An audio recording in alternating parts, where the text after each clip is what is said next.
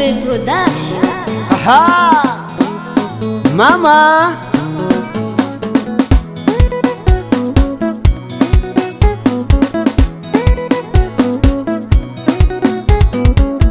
Era zamana na uravali Anila na wiuza fali fali Shanila na zamaregi mitali Manana na za fali fali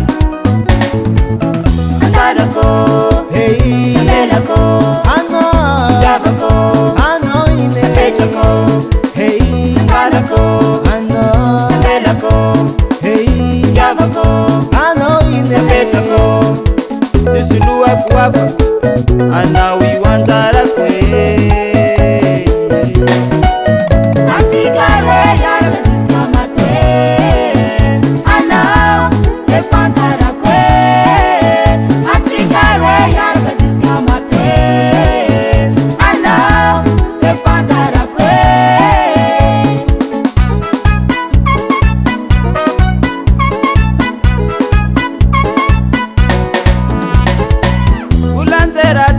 Famidiko Anawi usaria kusatsi afateko Pesa nula mbatka nsira raiko Anawi usenga kusatsi afateko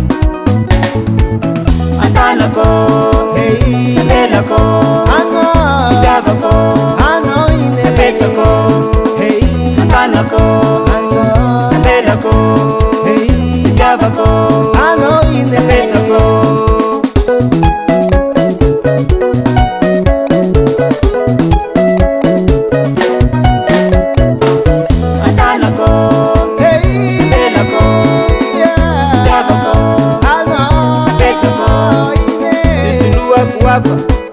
Anawi Anjarako